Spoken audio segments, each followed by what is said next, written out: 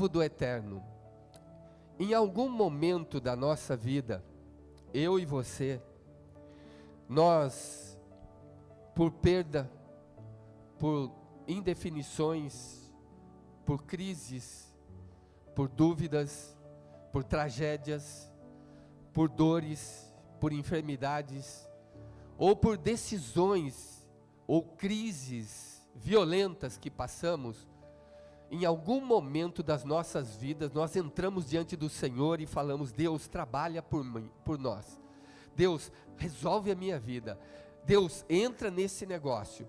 Deus, eu não estou conseguindo, não vai dar certo, eu não sei o que fazer, eu estou aflito, eu não tenho mais paz, eu não consigo dormir.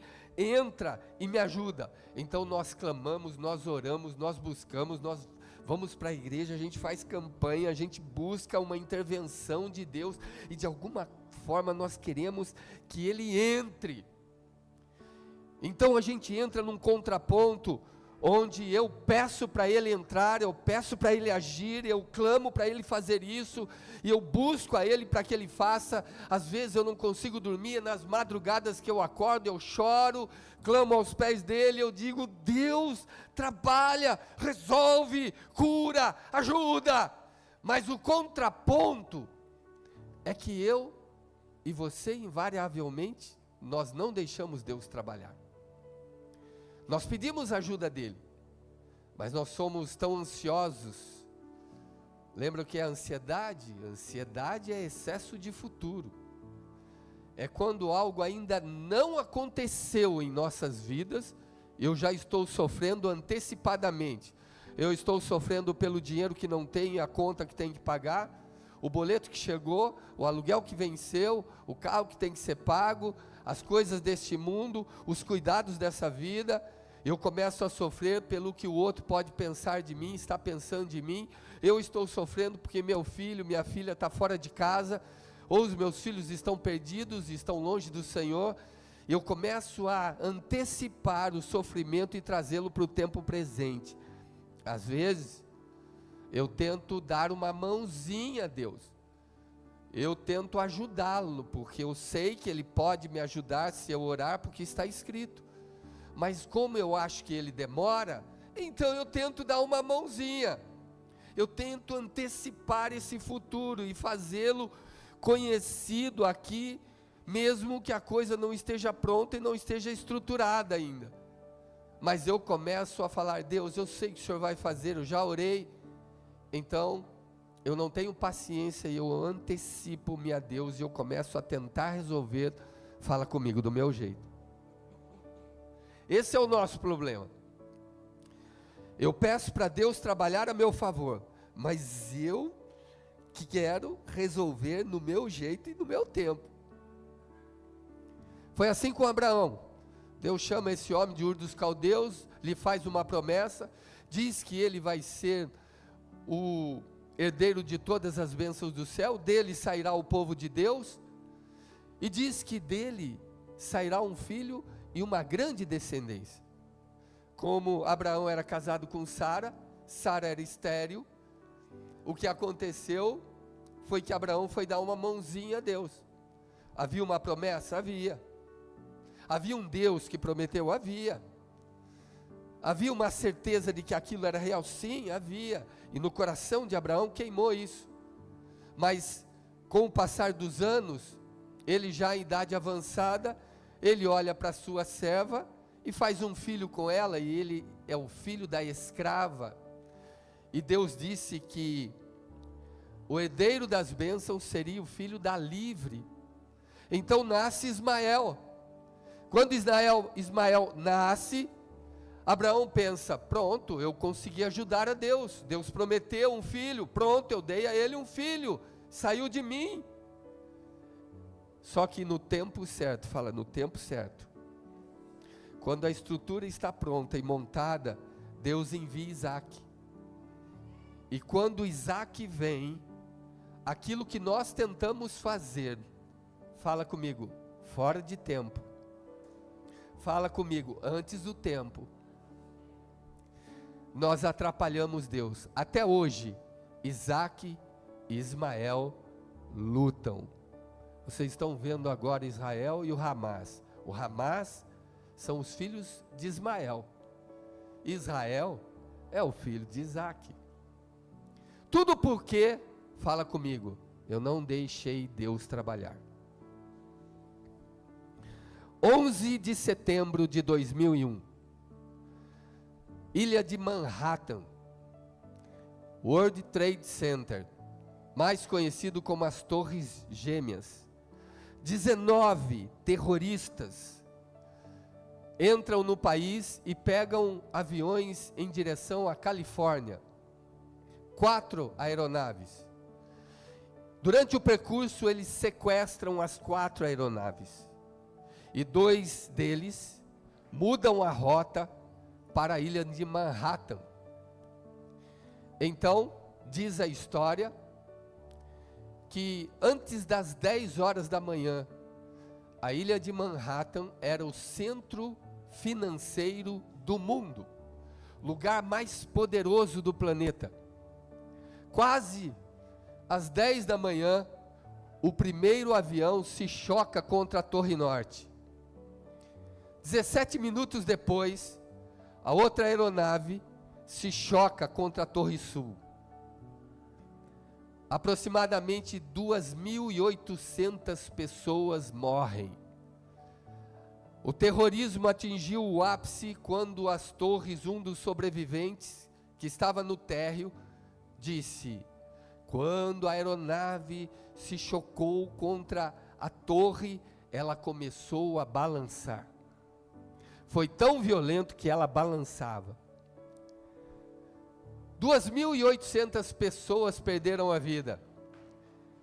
Mas eu não estou aqui para enfatizar o terror, e sim, por que alguém não morreu que também estava lá? Por que coisas ruins acontecem com pessoas boas? Um dos sobreviventes foi um homem que estava preso no trânsito. Ele saiu atrasado de casa. Alguma coisa aconteceu, e ele no trânsito estava xingando o motorista do táxi porque ele não ia mais rápido. E depois ele começou a reclamar da cidade, pela infraestrutura e a demora para chegar no trabalho. Ele tinha uma reunião de negócios, ele tinha uma reunião financeira e não podia perder por nada, porque aquela reunião era o futuro financeiro dele e da sua família.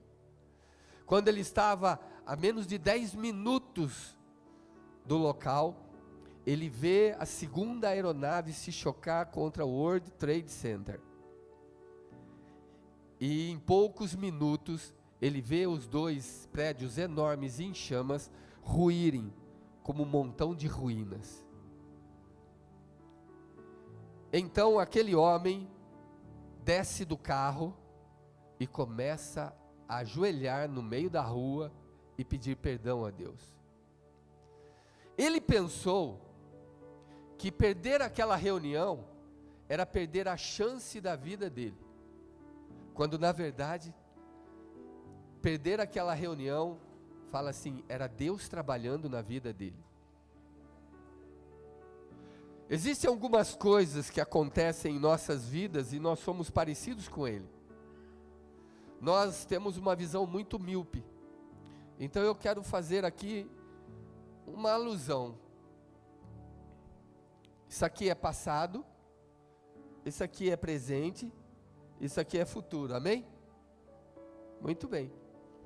Eu e você que vivemos no tempo Cronos, na limitação do começo, meio e fim, eu só sei que isso aqui é passado, fala assim comigo, porque eu vivi. Fala, porque eu passei. Muito bem. Eu sei que isso aqui é presente, fala assim, porque eu estou vivendo. Mas eu consigo enxergar isso aqui? Não, porque eu ainda não vivi, amém?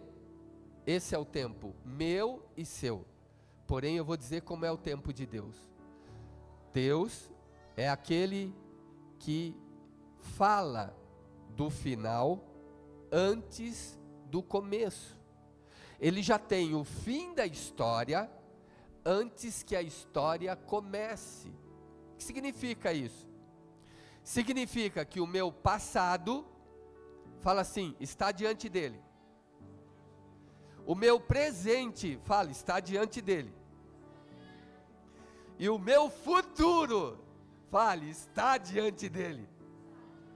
Fala assim, em tempo real. Ele não está no passado, nem no presente, nem no futuro, lá no futuro. Ele é presente, passado e futuro. Ele conhece a minha e a sua vida, o que você fez, o que você está fazendo e o que você fará, e já está tudo diante dele. O que isso quer dizer? Qual é a implicação de tal conhecimento? Como ele pode ser tão autossuficiente, e nós chamamos isso de onisciência, exatamente porque ele sabe qual de nós, como, de que forma e de que jeito eu posso chegar até ele, porque ele já conhece o futuro de cada um. Eu olho quem fez algo errado e eu julgo pelo seu passado. Eu até o apelido pelo passado. Eu digo que ela é a mulher adúltera. Eu digo que ele é o pastor adúltero. Eu digo que ele é o empregado ladrão. Eu digo que é aquele que é violento lá em casa e sempre bate na família. Eu digo que aquela pessoa é um bêbado, porque o passado dele foi isso. Mas eu não consigo conhecer o futuro. Quando eu digo que há esperança para ele, nós olhamos incrédulos, porque não é possível uma pessoa tão falha conseguir alcançar a misericórdia que eu alcancei. A palavra de Deus diz assim: o que eu faço agora, fala comigo, tu não compreendes, mas compreendê-lo-ás depois. Houve um voo da TAM em 2007, onde hoje faz mais ou menos 16 anos que isso aconteceu. 199 pessoas perderam a vida, aqui em Congonhas. Nesse voo eu também busquei as histórias. Tinha um cristão, ele chegou, o homem convertido, chegou no aeroporto, o voo ainda estava lá. E ele chega e as pessoas não deixam embarcar. O senhor chegou muito atrasado, tem só 15 minutos, é impossível o senhor embarcar. Falei, eu preciso pegar esse voo, eu não posso faltar nessa reunião, eu sou o orador, eu preciso pregar, eu vou fazer isso, fazer aquilo e tudo mais. Não deixaram ele embarcar. Aquele homem começou um processo para começar um trabalho contra a agência. Eu vou processar todos vocês. Saiu revoltado, e ele ainda estava no aeroporto quando ele ouve a notícia que o voo que ele não pegou, não tomou, ele mal decolou e caiu. 199 pessoas morreram. Ele pediu perdão imediatamente a Deus, e ele não sabia que Deus estava trabalhando sem que ele soubesse. Tem coisas na minha e na sua vida que vão acontecer, e pela nossa imaturidade, e pela nossa fragilidade humana, e pela nossa necessidade, nós vamos nos lançar numa guerra contra Deus, de revolta. Eu vou me revoltar porque ele levou alguém da minha família. Quem disse que ele levou? Todos dizem. Eu fui no enterro do Fernando, 38 anos. Um menino que começou conosco, conheceu Jesus conosco, depois ele mudou de igreja, e eu fui no enterro dele. E no enterro dele todos falavam a uma só voz: que pena que Deus quis levar um menino tão jovem, tão novo. E eu disse: Deus não quis levar o Fernando. Então alguém ficou chocado com a minha fala. Eu tive que explicar. Parem de culpar a Deus. Deus nunca mandou o Fernando comprar uma moto. Deus nunca mandou o Fernando sair de Campinas numa tempestade que nem carro andava. Deus nunca mandou o Fernando andar do lado de uma Scania. Deus deu a ele a vida, e ele tinha que cuidar da vida. Foi no enterro de uma jovem chamada Cristiane, e todos culpando a Deus, porque Deus levou a Cristiane. E eu no velório, eu disse, Deus não levou essa menina tão nova. Então as pessoas disseram, como ela pôde, ela cuidou do pai, da mãe com Covid, o pai e a mãe sobreviveram e ela morreu. A menina tomava mais de 5 remédios, tinha uma série de problemas, diabetes e uma série de doenças. Nós estamos culpando a Deus e jogando para Deus a culpa, e nós nem sabemos que tem coisas que estão nas nossas mãos e não estão nas mãos de Deus. Gente, acordem. Eu posso me levantar contra ele porque é mais fácil culpar alguém do que me culpar. Quando minha mãe morreu, e eu fui ver o diagnóstico de tudo e todos os remédios, quando eu a internei, eu fui acompanhar quais os remédios que ela tomava. Eu nunca soube que minha mãe tomava mais de 9 remédios, todos os dias. Você acha que eu vou culpar alguém por algo que aconteceu? Não! Eu quero que você entenda aqui, que algumas coisas que vão acontecer nas nossas vidas, não são boas, podem te chocar, podem até te desanimar, não é castigo, não é retaliação, mas pode ser condução para o seu destino. Pergunta para mim, como assim?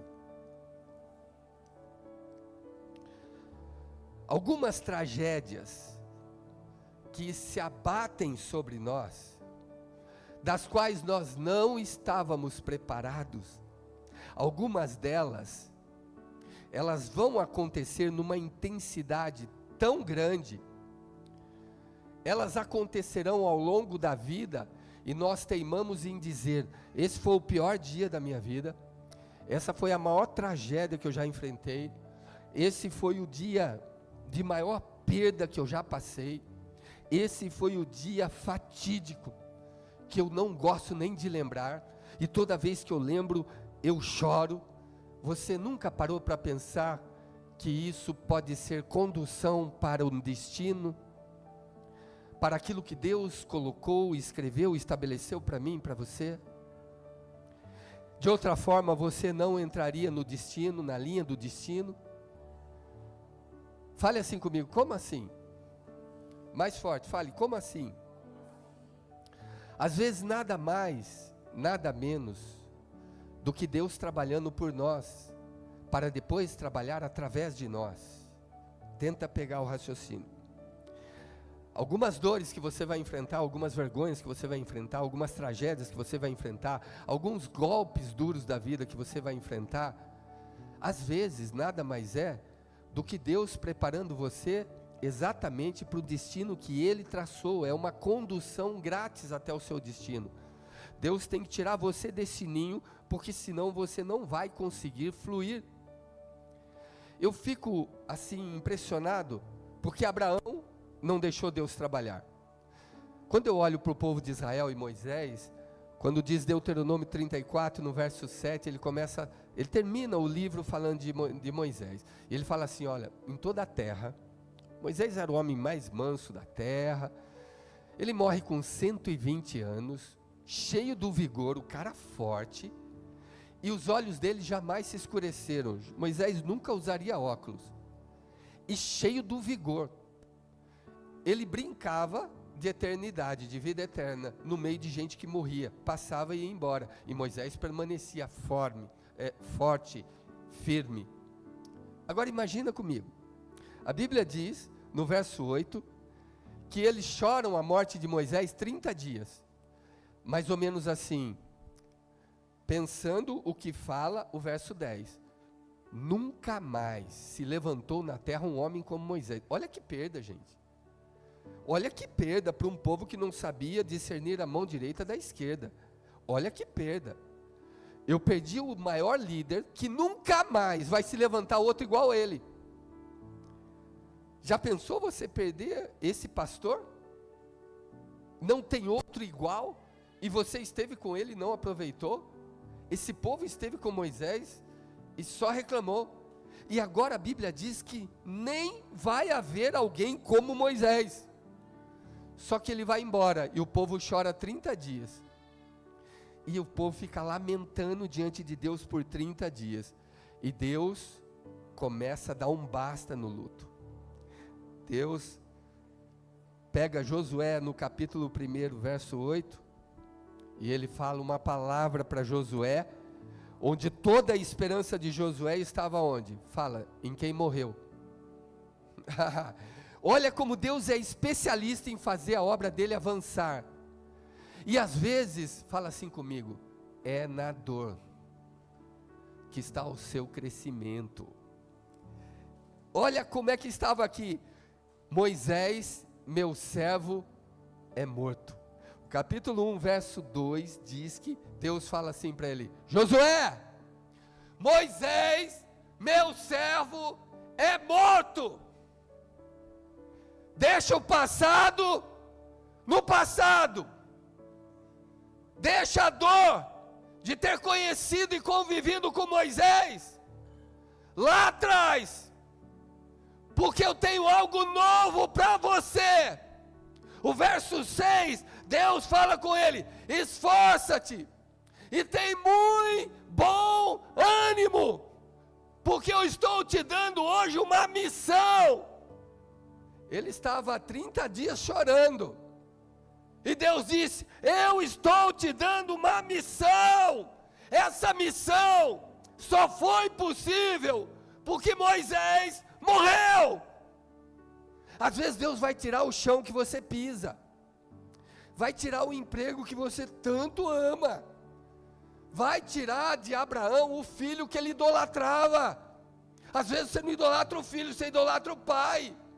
Às vezes você idolatra a mãe, você idolatra o marido, idolatra a esposa. Deus vai tirar. E ele vai dizer, porque Moisés teve que morrer, se nunca se achou homem como ele. Eu poderia levantar muitos porquês aqui. Eu poderia dizer que era porque Moisés era homem, não Deus.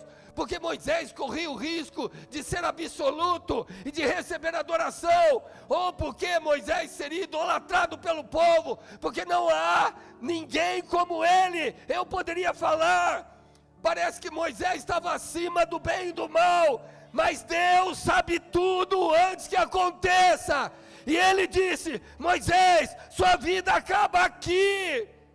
Deus trabalha a nosso favor, porque Ele conhece a nossa história lá no final. Ele sabe onde você vai chegar. Às vezes vai acontecer coisas, você vai ficar sozinho em casa. Seus filhos vão voar. Seu marido vai embora. Você vai ficar só.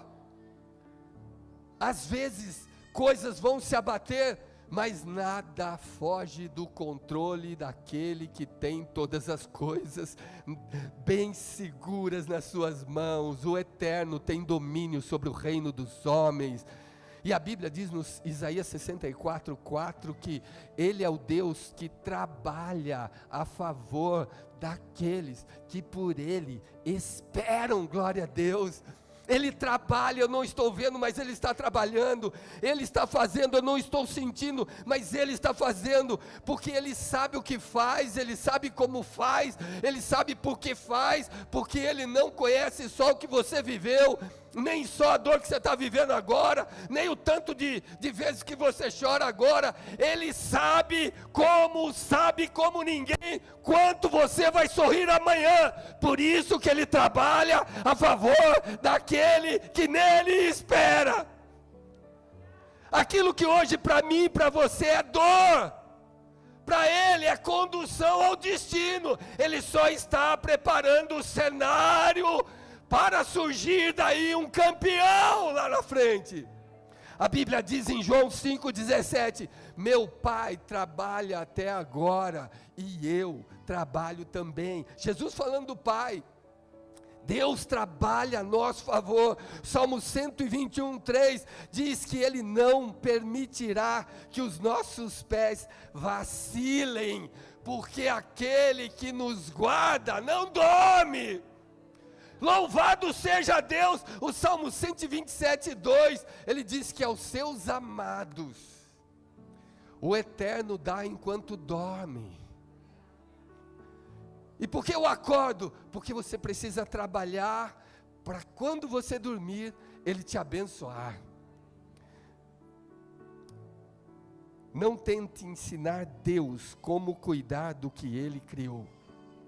Não tente ensinar Deus como tem que ser, porque você tem um desejo, porque você quer uma coisa, e porque você deseja do seu jeito. Não tente ensinar. Eu tenho uma história que eu gosto muito, onde fala do pastor, da igreja do pastor Chu, um diácono dele cai doente. A igreja inteira entra em oração, gente jejuando, orando por ele.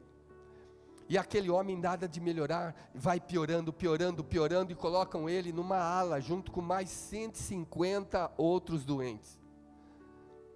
E todo mundo se perguntando, porque lá eles oram às 4 da manhã. Todo mundo às 4 da manhã, milhares de pessoas orando por aquele homem, e aquele homem só piora, piora, piora. Depois de um mês internado naquela ala, juntamente com 150 outros doentes, havia 150 novos convertidos para a igreja por causa daquele homem que sofreu mais de 3 meses aquela doença. A igreja estava vendo a cura do homem. Deus estava vendo a cura de 150 corações que não sabiam discernir o céu do inferno. A igreja via a tristeza, a dor da família, a necessidade, a doença e a futilidade da vida. Deus estava vendo um ganhador de almas e preparando ele para levar pessoas para o seu reino eterno. Deus trabalha por nós. Irmão, deixe Deus trabalhar. A Bíblia é linda. Em Deuteronômio capítulo 8, versículo de número 2, ele diz o seguinte: ó a especialidade de Deus para Israel. Eu te fiz ter fome, eu levei você para passar sede, ó. Foram 40 anos que eu te guiei, e aqui eu levei você para se humilhar no deserto, tudo para saber o que estava, o que havia, o que enchia, o que valorizava o seu coração. Deus sabe trabalhar comigo, com você, não sabe? Quando nós estamos casados, nós não valorizamos, e quando nós perdemos, nós corremos atrás. Quando nós estamos trabalhando, nós falamos mal do trabalho, e nós falamos que aquele trabalho é uma droga, uma porcaria, o que ganha não dá para nada, e quando fica desempregado, implora para não ser mandado embora.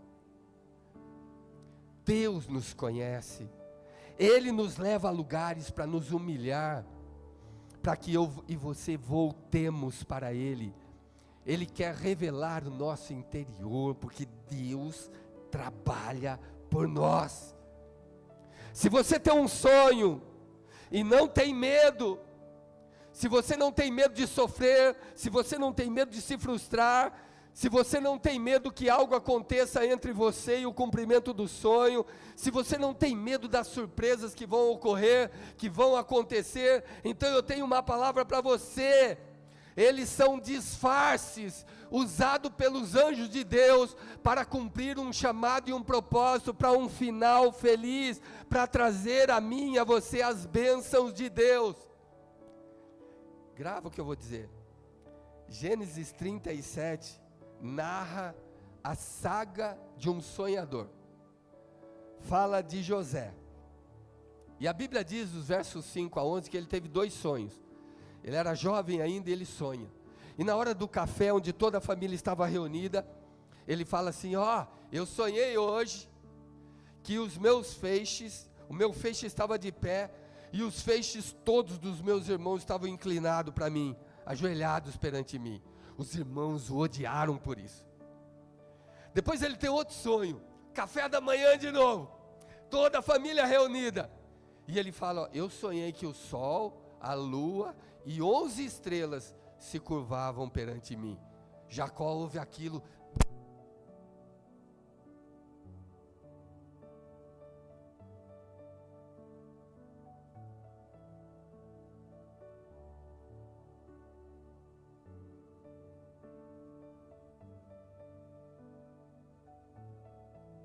Foi Jacó. Vai que é o Jacó. Aí o que acontece? Jacó chama a atenção de José. E quando chama a atenção de José, ele fala: porventura eu e sua mãe vamos nos inclinar para você, seus irmãos vão se inclinar. E a partir daquele momento a Bíblia diz: seus irmãos o invejavam e procuravam uma ocasião contra ele. Mas olha o que acontece: os irmãos vão para Dotã, vai apacentar o gado, e o pai fala: vai até os seus irmãos, vê como eles estão e traz notícia para mim. Quando José vai chegando ao longe, os irmãos sabiam que Jacó amava mais José do que a todos os demais filhos, porque José era filho da mulher, da única mulher que Jacó amou. Então José está chegando, os irmãos, o texto sagrado diz, eles começam a tramar contra ele.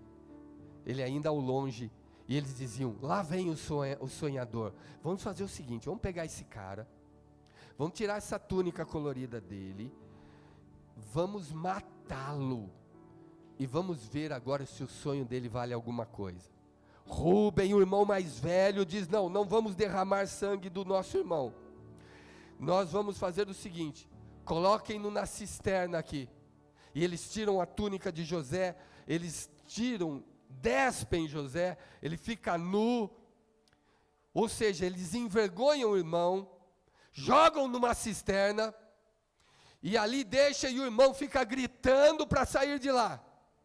Os irmãos ficam comendo, a Bíblia diz que os irmãos estão comendo, pensando no que vão fazer com José.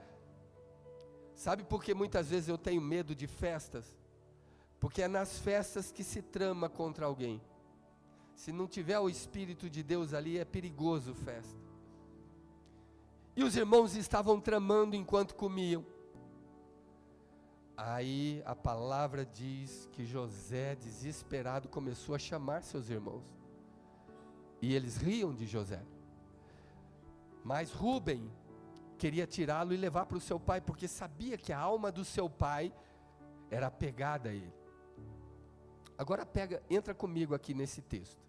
Estava passando uma caravana de ismaelitas, e eles iam fazer negócios no Egito. Então Judá teve uma ideia: não vamos derramar o sangue do nosso irmão, não, é sangue inocente, não vamos fazer isso, não sejam as nossas mãos que se sujem, vamos deixá-lo à mercê dos outros, não tem vantagem matarmos José e escondermos esse crime, vamos vendê-lo. E diz o texto que os ismaelitas oferecem 20 moedas de prata por José. Então José fala assim: perde sua honra, perde sua honra, é jogado numa cisterna, e é vendido como escravo. Ele chega no Egito, ele vai a leilão, ele fica exposto, envergonhado. Potifar compra José, leva para sua casa, e ele começa, agora ele não é mais José, filho de Jacó, aquele que vai herdar todo o império do pai. Ele perde a filiação, porque no Egito não se reconhece Jacó. José agora passa a ser oficialmente produto, material de alguém. Ele passa a pertencer a Potifar. e ele começa a trabalhar como escravo. Depois a mulher de Potifar olha para José, bota os olhos nele, moço bonito, forte, vigoroso, inteligente. A Bíblia diz, no capítulo 37, a partir do verso 3 em diante, que Deus era com José. Tudo que José fazia, Deus abençoava, Deus era com ele. Lá na cisterna, Deus era com ele. Lá quando seus irmãos o envergonharam, Deus era com ele. Lá quando ele estava na caravana dos ismaelitas, sendo arrastado, Deus era com ele. Quando ele estava na casa de Potifar, Deus era com ele. Então José, num dia a mulher pega, agarra ele, não tem ninguém em casa, e ela fala, vem, deita-te comigo, e ele sai correndo, deixa a túnica na mão dela, ela envergonhada por ter sido rejeitada, ela decide envergonhá-lo. Nenhum escravo faz isso comigo. Coloca ele na prisão. Quando Potifar chega, ela diz que ele a atacou, e ela resistiu e arrancou a sua túnica, e ele coloca José na prisão, e a Bíblia diz que ele vai para a prisão. Deus era com José, agora fala comigo, na prisão. Meu Deus, a palavra de Deus fala que José agora começa a experimentar o seu destino eterno começa a aparecer no seu campo visual. Ele está na prisão, duas pessoas têm um sonho, dois deles, e José decifra os sonhos. Quando ele decifra o sonho daquelas duas vidas, um morre conforme ele decifrou, e o outro vai diante de Faraó, e ele diz, olha, quando você chegar diante de Faraó, você for restaurado a sua posição, você será o copeiro do rei novamente, lembra-te de mim, porque eu fui tirado injustamente da terra dos cananeus, eu não sou desse lugar, eu não sou escravo, eu não deveria estar aqui, e aquele homem é restaurado, e esquece de José. Ele fica mais 2 anos na prisão, e ele se torna o chefe da prisão. Fala assim comigo, Deus era com José. E a Bíblia continua falando que ali José passa 2 anos preso, incompreendido, 2 anos injustiçado, 2 anos sujo, maltratado, 2 anos sem tomar banho, 2 anos pagando por um crime que não cometeu, carregando uma culpa que não era sua. José está ali sem comida, sem higiene, sem condições. Ele poderia se levantar contra Deus, ele poderia falar que Deus é esse do meu pai, ele poderia dizer, o que é isso que me aconteceu? Eu não entendo como o Senhor me dá um sonho, e olha o que eu estou fazendo aqui, estou 3 anos na prisão. Mas não, a Bíblia diz que em nenhum momento ele se levanta contra Deus, ele não perde a fé, e ele não perde a esperança. E a Bíblia diz no verso 32 do capítulo 41 de Gênesis, que Deus interviu a favor de José. Quando? Quando o faraó tem um sonho, Deus perturba o faraó. Deus faz aquele homem na cama dele sonhar com 7 vacas gordas que comiam as magras, e 7 vacas magras que comiam as gordas e ainda continuavam magras. Ele ficou perturbado, o sonho foi tão forte que ele não conseguiu dormir. Então ele fala no seu café da manhã, aquele copeiro diz, eu pequei contra o céu, porque eu fiquei de falar para o Altíssimo, daquele que me disse que restauraria a minha sorte, e eu não falei.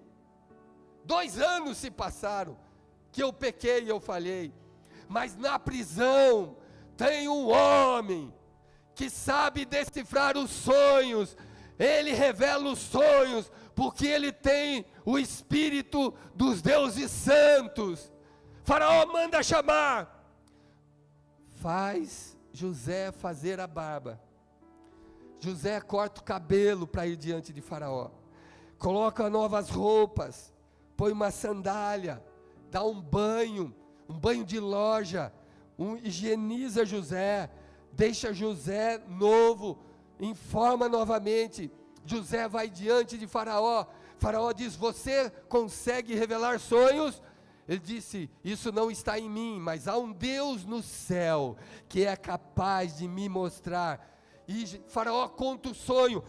José decifra o sonho e diz: coloque um homem no seu reino sobre essa situação assim, assim, assim, e que ele separe sempre a quinta parte, porque virão 7 anos de fartura, e depois virão 7 anos de fome, quais nunca houve na terra. E Faraó olha para ele e diz: quem no meu reino teria um espírito como você? Quem no meu reino teria o espírito de homens como você? Quem seria capaz como você? E naquela hora, Faraó coloca um anel no dedo de José, e quando coloca o anel no dedo, sandália nos pés, capa sobre os ombros, ele diz: no reino, só eu serei acima de você. Você governará o mundo. Seu nome aqui vai ser Zapnapanaé. Significa Salvador do mundo. José está cuidando e fazendo o Egito prosperar, amém? Fala assim comigo: 13 anos se passaram. Diga assim comigo: ele sofreu 13 anos. Quando ele sonhou, ele tinha 17 anos. Quando veio o cumprimento do sonho, ele tinha 30 anos. Foram 13 anos de amargura, de sofrimento, de cisterna, de deserto, sem tomar banho, sem comer direito, sem viver direito, sem dormir direito. 13 anos de sofrimento. Então, todas as terras ao redor, todos os povos vinham ao Egito comprar mantimento. Seus irmãos não foi diferente. Os 11 irmãos de José, 10 deles foram até lá para comprar mantimento, e José os reconheceu. Eles não reconheceram José porque já faziam, fala comigo, 13 anos. Os irmãos chegam, compram, José dá um jeito de trazê-los de volta. Faz um jeito lá no saco de um e faz com que eles venham devolver o copo. Era uma estratégia só para trazê-los de volta, porque a vinda dos irmãos mexeu com José. Na segunda vez, José disse o seguinte: aquele que roubou o meu copo, vocês têm irmãos, têm pai? Temos, sim, senhor. Então é o seguinte: você vai ficar preso aqui, até que o seu irmão mais novo venha para cá e prove realmente que vocês estão falando a verdade e não são espiões na terra do Egito. Então, os homens ficaram lá, um ficou preso e voltaram buscar o irmão mais novo. Vamos parar um pouco aqui e vamos voltar para Jacó, quando José morre. Quando os irmãos tiraram a túnica de José, mataram um cabrito, embebedaram de sangue, rasgaram a túnica e mandaram alguém entregar para Jacó. Quando Jacó pega aquela túnica, a Bíblia diz que Jacó reconhece que era a roupa do seu filho. E ele diz: uma besta fera atacou o meu filho e o despedaçou. E a alma de Jacó era ligada com José. E Jacó disse o seguinte: basta, eu vou voltar para o meu filho. Jacó desistiu de viver. O texto sagrado diz que todo mundo tentou animar Jacó, e Jacó não queria ser consolado, ele queria morrer. Acabou para mim o sentido de vida. Meu sentido de vida, depois que a mulher que eu amava morreu, era o filho que ela me deu. Acabou, eu não quero mais viver. E ele não quis ser consolado, e durante 13 anos Jacó ficou em amargura, ficou em depressão, ficou em desconsolo. Jacó não conseguia viver mais. Voltemos agora para o tempo 13 anos depois. chega a mulher que Jacó amava, dá um segundo filho a ele chamado Benjamim, e ele não deixou Benjamim ir com os irmãos para o Egito para não acontecer o que aconteceu com José. E a alma de Jacó se apegou também a Benjamim. 13 anos depois, chega 9 homens. Deixaram um preso. Papai, nós temos uma notícia para o senhor, nós temos aqui, olha, cereal, nós temos comida para o gado, tem comida para todos nós. Mais de 70 pessoas viviam com Jacó. Nós temos comida bastante, só que é o seguinte, nosso irmão ficou lá. E o governador do Egito disse, para que nós não sejamos confundidos com espiões, nós temos que levar Benjamim para que ele solte o nosso irmão. Jacó então diz, não vai, Benjamim não sai daqui, e é outra luta dentro dele, e ele começa a chorar por Benjamim, mas a comida começa a acabar, ele não tem outra opção, só no Egito tem comida, e ali ele libera Benjamim com muita dor, e ele diz, se Benjamim não voltar, eu vou descer à sepultura, porque a alma dele está apegada a Benjamim. Então Benjamim volta, e os 11 voltam agora diante de José, e quando chegam diante de José, José coloca um copo exatamente no saco de Benjamim, manda os soldados ir atrás, pega Benjamim, e José diz, aquele que foi achado o meu copo real, será agora meu escravo. Os 11 voltam, então eles voltam desesperados. Então eles estão juntos de José e Judá, que teve a ideia de vender José. Judá chega para José no pé do ouvido, pede permissão para falar-lhe ao ouvido. E ele conta, meu senhor, há muito tempo atrás, meu pai perdeu o seu filho que ele mais amava. José está ouvindo aquilo. E meu pai desistiu de viver. Então veio Benjamim. Nós vimos as suas sepulturas, nós vimos as suas cãs, ele queria descer a sepultura. Benjamim foi o sentido de vida dele para compensar a vida, a perda do filho que ele mais amava. E Judá não sabia que estava falando com o próprio José. Se o Senhor tirar Benjamim, o Senhor vai fazer meu pai descer a sepultura. Quando eu saí de lá, eu disse, meu pai, eu tenho 2 filhos, se eu não trouxer Benjamim de volta, mate os meus 2 filhos, em lugar de Benjamim, mas nós temos que buscar o nosso irmão.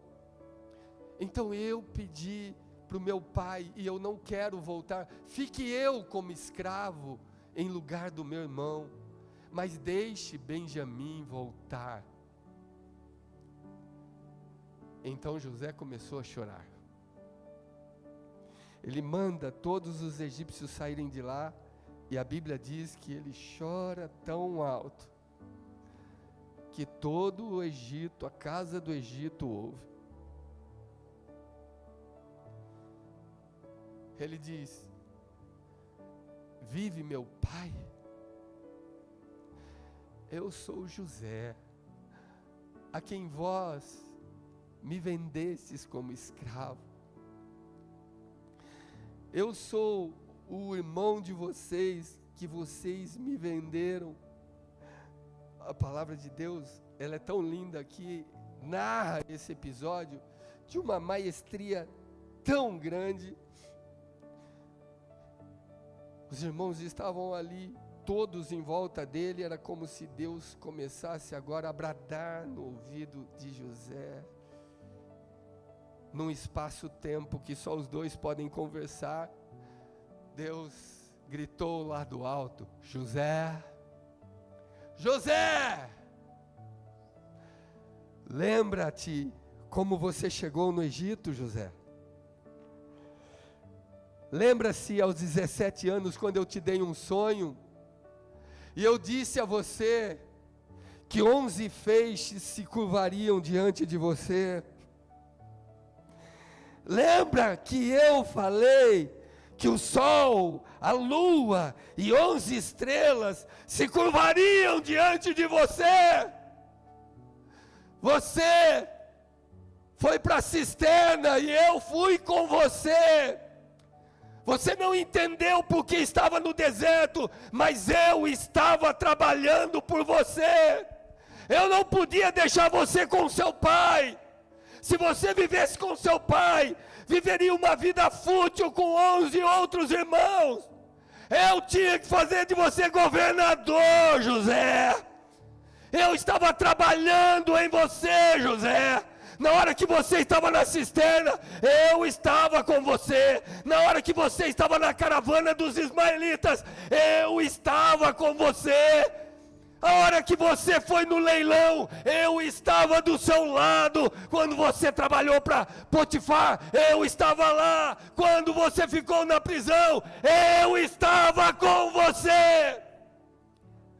Eu estava trabalhando em você, para agora trabalhar através de você. Seus irmãos estão todos aqui, e agora, José, mostra a eles o coração e o entendimento que você tem de mim, pelo que eu fiz na sua vida. Você chegou aqui descalço, eu te dei sandália. Você chegou sem roupa, eu te dei túnicas reais. Você chegou sem autoridade, eu te dei anel. Você chegou como escravo, eu te pus no trono. Oh, aleluia. A palavra de Deus diz, ele fala para os irmãos, não fiquem preocupados. 45 verso 8 de Gênesis diz, não fostes vós que me enviastes para cá, mas Deus trabalhava em mim. O verso 25 diz que 13 anos depois, fala assim, se cumpre a promessa de Deus. Porque Deus trabalha por nós. Agora veja o que aconteceu no verso 25. Quando ele se revela aos irmãos, ele chora junto com os irmãos. E ele diz, vão buscar meu pai. Vive meu pai. Ele ainda está bem de saúde. Vão buscar meu pai. Porque agora eu vou colocá-los na terra de Gósen. Eu vou colocar todos vocês aqui. Foi para isso que Deus me trouxe na frente, para manter todos vocês com vida. Vós intentastes o mal contra mim, mas Deus tornou em bênção, porque Deus estava trabalhando na minha vida. E agora nós vamos manter meu pai vivo. Vai buscar meu pai. Então ele enche os cavalos de presentes, de roupas, de túnicas, e de ouro, de prata, e vai até Jacó. Agora vamos para o encontro, vamos chegar lá no encontro. Jacó está há 13 anos adormecido com a morte do filho. 13 anos de dor, 13 anos em depressão, 13 anos sem vontade de viver, vivendo só por viver, porque ele não tem mais sentido. 13 anos angustiado, 13 anos de saudade. Tem um amado e querido pastor que Deus o levou algum tempo atrás, pastor Stanislau, o bispo. Toda vez que ele falava comigo, ele falava, pastor Rinaldo, tem 3 maneiras de matar um camarada como eu, de amor, de ódio e de saudade. Escolhe aí que jeito você está me matando, porque você não fala comigo. Jacó estava morrendo de saudade do filho. Jacó vivia sonhando com o filho e dizia que só queria ir embora dessa terra, não tinha mais sentido viver. Muitos de nós perdemos algumas coisas e também com elas nós perdemos o sentido da vida. Nós desistimos de viver como Jacó, como a Bíblia diz.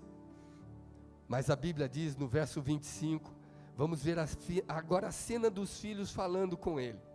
Depois de 13 anos de dor, de tristeza e de saudade, eles chegam e eles descem dos cavalos e começam a pular, a festejar e falando, papai,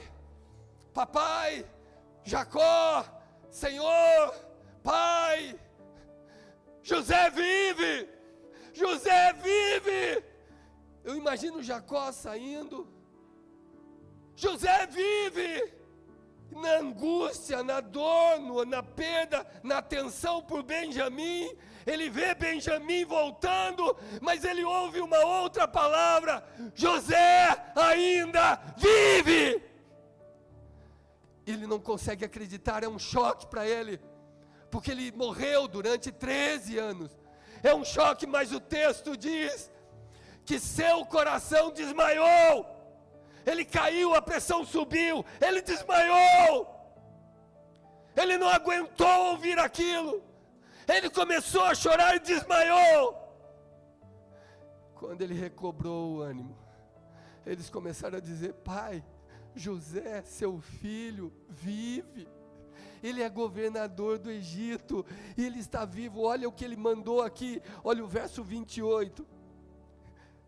A Bíblia diz assim, que ele, depois que ouve, e vê os cavalos, e vê os presentes, e vê tudo que Faraó mandou, e vê aquela riqueza, ele não mandou dinheiro para isso, é tanta riqueza, ele nunca teve aquilo. Diz que ele recebe mais de 300 peças, mais de 300 túnicas, Benjamim favorecido, e ele vê tudo aquilo, e ele dá um grito, ele sai do seu cativeiro, ele sai da sua dor, ele sai do seu choro, ele diz: basta! Meu filho ainda vive. Ou seja, ele sai do passado, ele sai do ontem, ele deixa de ser morador do ontem, cidadão do ontem, para ser o cidadão do amanhã, da esperança. Ele dá um basta dentro dele, ele se levanta, ele diz: meu filho José ainda vive, eu irei vê-lo antes que morra. Ele se reanima e vai para o Egito. Ele mudou, fala assim comigo, dentro dele mesmo. Diga assim comigo: ele venceu a morte, ele venceu a dor, ele venceu o cansaço, ele venceu a tristeza. Fala, dentro dele mesmo. Quando nós não entendemos que Deus está trabalhando, a dor, a tristeza, o cansaço nos vence, nos destrói.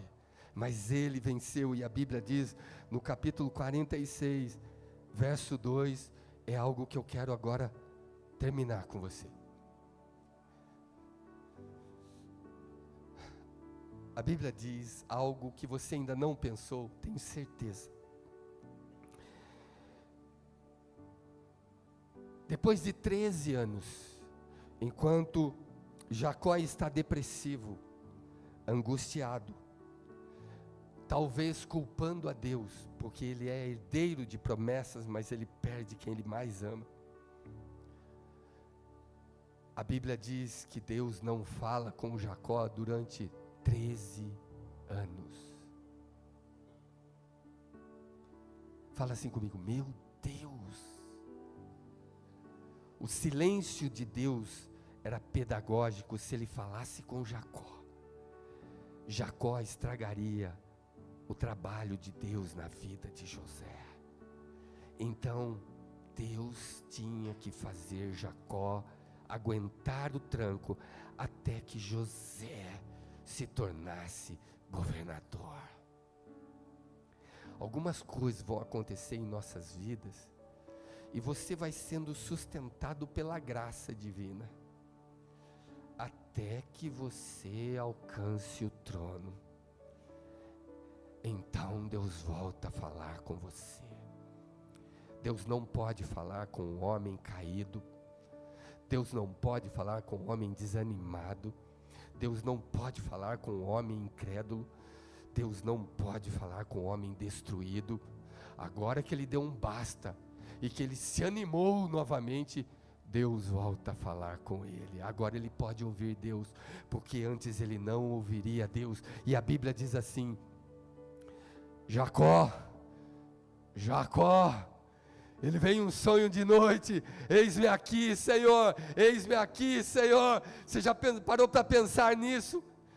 Deus trabalha por nós, deixe Deus trabalhar na sua vida. E o que é que eu faço enquanto Deus está trabalhando? Você vai pegar 1 Tessalonicenses 5,18 e vai colocar na sua vida: em tudo dai graças, porque esta é a vontade de Deus em Cristo Jesus para convosco. Ele tem o controle da sua história nas mãos, ninguém arrebata você dele. O que vem a ele, de maneira alguma ele lança fora.